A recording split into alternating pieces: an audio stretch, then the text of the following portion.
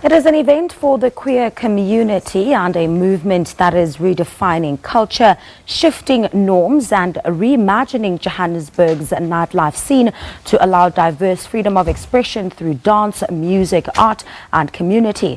Well, that's the French Institute's Vogue Nights Jozi, which celebrates its one-year anniversary. As part of the celebrations, the Institute has invited famous French dancer Lasseindra and DJ Monique, both from the House of Ninja in Paris, to participate in the inclusive and intersectional nightlife project. Well, the French Guyanese voguing icon joins us in studio to tell us all about her visit to South Africa. You'll have to forgive me if I've butchered your name. It's great to have you in South Africa. Welcome. Thank you for coming. Thank you. Thank you for having me. Let's talk about how you got involved in voguing and what this form of art does exactly. I started like really early, so I've been brought in with my friend in New York City.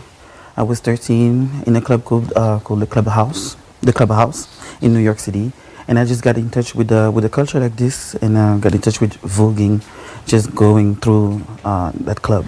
So, what is voguing? What goes into voguing? Just explain to our viewers, from your perspective and from your experience, how you would break it down. So voguing is a dance of a culture called the ballroom scene, the black gay culture in America. So it's a part of the culture which is a dance, which is voguing, and voguing is an art form and a way of expression. You know, a way to release all the frustration that you have because of, you know, when it comes to all the stigma that you have in society. And also it's a dance of a community, so being in a community, celebrating yourself, celebrating your skills and everything. You know, voguing has like three different type of, you get three different type of voguing, which is old way, new way and vogue femme.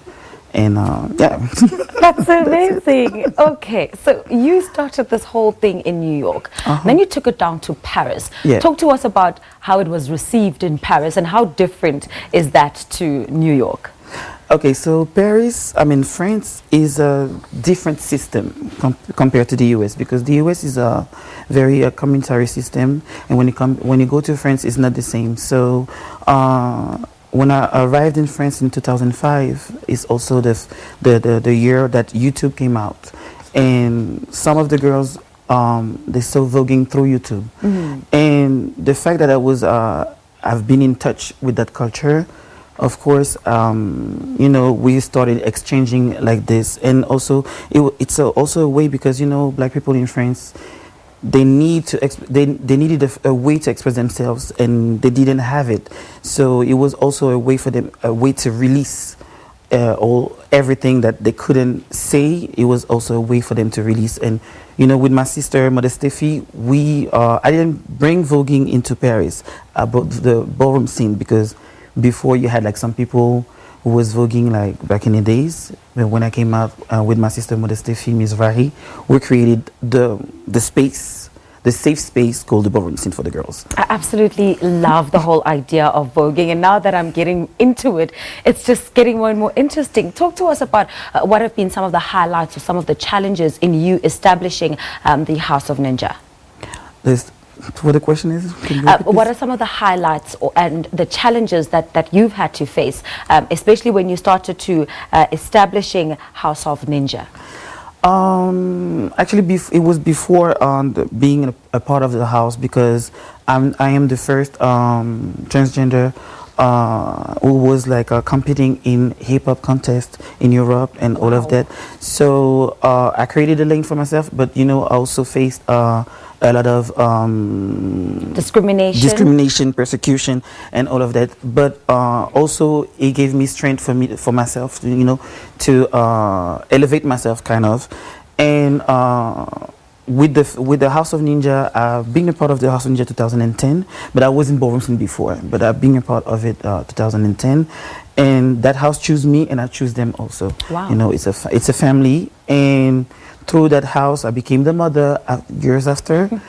I have a shop there. I have many kids. I have many kids all around the world.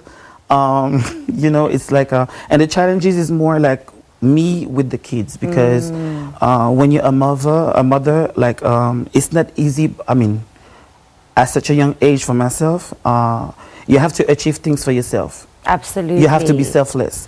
So to be selfless, you need to achieve things for yourself in order for you to be happy and pass the torch to someone else. Absolutely. So you're here in South Africa, and we obviously have a very big LGBTQ community. What are you here to do? I'm here to teach them about it also, because like it's really new for them. Like, Yes. you know, like it's the same as Paris, because they've seen voguing through a screen, but they never had a touch with it. So I'm here to, because like, you know, the ballroom scene and voguing has so many rules. The technique is also something. So you need to, if you want to be a part of it, if you want to create something for yourself, you need to do things according to the rules of it. All right, and just very quickly as we wrap up, what is your biggest wish for the LGBTQ community and for voguing? To me, it's like my biggest wish for the community, and I mean the black community, LGBT community, is to be proud of themselves. And we not proud enough.